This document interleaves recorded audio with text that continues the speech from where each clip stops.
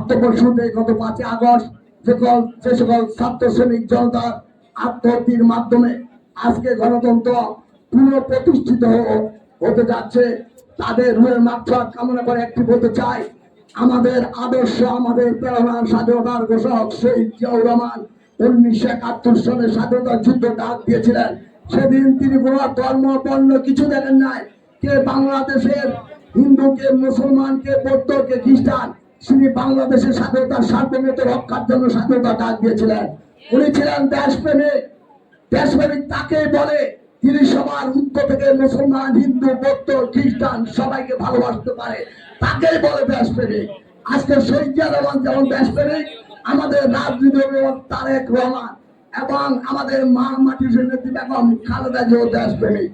তারেক রহমান গত 5ই আগস্টের পর নারায়ণগঞ্জ জেলা মহানগর বিএনপিকে দিক নির্দেশনা দিয়েছেন, নারায়ণগঞ্জ সহ বাংলাদেশের কোন জেলায় কোন সাম্প্রদায়িক দুর্ঘটনা যেন না ঘটে, প্রতিটা হিন্দু মা বোনদের বাড়ি বাড়ি এবং প্রতিটা পূজা মণ্ডপকে আমাদেরকে পাহারা দেওয়ার জন্য নির্দেশ দিয়েছিলেন।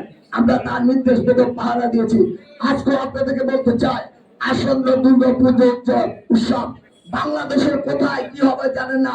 আপনারা ইতিমধ্যে জেনেছেন আমি সন্ত্রাস, চাঁদাবাজ, নৈরাজ্যের বিরুদ্ধে কথা বলতে গিয়ে আমি আক্রান্ত হয়েছি, আমাকে আহত করেছে, আমাকে হত্যা করতে চেয়েছে। আমি বলতে চাই আগামী 8 অক্টোবর থেকে যে আসন্ন দুর্গা পূজা, এই দুর্গা উৎসবকে পরিচ্ছন্নভাবে নিরাপত্তা দিয়ে যদি আমাদের জীবনের ঝুঁকি নিয়ে জীবন দিয়ে আপনাদের পূজাকে পরিচ্ছন্নভাবে নিরাপদ দিয়ে করতে হয়, সেটা আমরা করতে না মহানগর দিয়ে আমি প্রস্তুত আছি। আপনারা ভয় পাবেন না, আপনি এগিয়ে যাবেন, আপনার কারো কথা গান দিবেন না, কারণ সন্ত্রাসীরা এখনো নারায়ণগঞ্জের আনাচে কানাচে লুকিয়ে রয়েছে। ওসমান পরিবারের যে ক্যান্টনমেন্ট, অস্ত্রের যে ক্যান্টনমেন্ট রয়েছে, সেই ক্যান্টনমেন্ট এখনো কোন প্রশাসন তাদের বিরুদ্ধে ব্যবস্থা নেয় নাই। আমি আমাদের প্রধান অতিথি, প্রধান বক্তা, সভাপতি দৃষ্টি আকর্ষণ করতে চাই, অতি শীঘ্রই আপনারা প্রশাসনকে বলতে হবে, নারায়ণগঞ্জে 56টি হত্যা হয়েছে, 23টি হত্যা মামলা হয়েছে, আজকে সে হত্যাকারীরা ঘুরে বেড়াচ্ছে, তাদেরকে গ্রেপ্তার করা হচ্ছে না, অবৈধ উদ্ধার করা হচ্ছে না। আগামী 8 অক্টোবরে সে হত্যাকারীদেরকে গ্রেপ্তার করতে হবে, সে অবৈধ অস্ত্র উদ্ধার করতে হবে।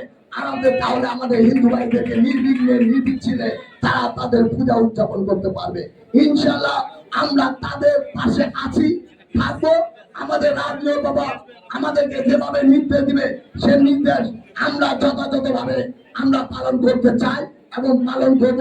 আমি হিন্দু সম্প্রদায়ের এখানে যে সম্প্রদায় পরিষদ পরিদুলদা, শিবন শাহ এবং সুশীল যারাই আছেন, তাদেরকে বলবো আপনারা এগিয়ে যান, আমরা আপনাদের পিছনে, আমরা আপনাদের সামনে এবং পাশে পিছে সব জায়গায় রয়েছে। আপনারা ভাববেন না আপনাদের জায়গায় সংখ্যালঘু বলতে কোনো শব্দ নাই, হিন্দু, মুসলমান, খ্রিস্টান সবাই সম অধিকার, আমরা বাংলাদেশি, এর চেয়ে বড় কোনো কথা নাই। এই কথাটা বলে গেছে আমাদের সাধারণ ঘোষক শহীদ জিয়া রহমান, বলে গেছে আমরা বাংলাদেশি। অতএব এখানে দ্বিধাদ্বন্দ্ব কেউ কিছু নাই। আপনারা উৎসব যথাযথভাবে জাঁকজমকপূর্ণভাবে বিগত দিনে যেভাবে না হয়েছে সেভাবে আপনারা পালন করবেন। আর আমি বিএনপি নেতা কর্মীদেরকে বলতে চাই, নারায়ণগঞ্জ সদর থানা, বন্দর থানা, বন্দর উপজেলা প্রতিটি ওয়ার্ড ইউনিয়নকে বলা হয়েছে, যে ওয়ার্ডে যে কয়টি পূজা মণ্ডপ আছে, একটি পূজা মণ্ডপ থাকলে আপনার 30 সদস্য কমিটি, আর আপনার যদি একের অধিক থাকে প্রতিটি পূজা মণ্ডপের জন্য 20 জন করে আপনার নিরাপত্তা কমিটি আপনার আগামীকালের মধ্যে মহানগরের আহ্বায়ক এবং সদস্য সচিবের কাছে মোবাইল নম্বর সহ আমাদের কাছে জমা দিবেন। আমরা আপনাদেরকে সার্বজনীন যোগাযোগের মাধ্যমে প্রতিটি পূজা মণ্ডপে আমরা পাহারা দিব এবং আপনাদের সাথে সমন্বয় করবো। এই আশা ব্যক্ত করে আগামী আসন্ন শারদীয় দুর্গা উৎসব উপলক্ষে আবারও আমার রাজনৈতিক বিএনপি ভারপ্রাপ্ত চেয়ারম্যান তারেক রহমান, মানুষের নেত্রী বেগম খালেদা জিয়ার পক্ষ থেকে, নারায়ণগঞ্জ মহানগর জেলা বিএনপির পক্ষ থেকে সবাইকে অগ্রিম সাহায্য শুভেচ্ছা জানিয়ে আমি আমার বক্তব্য শেষ করছি। খোদা হাফেজ। বাংলাদেশ জিন্দাবাদ। শহীদ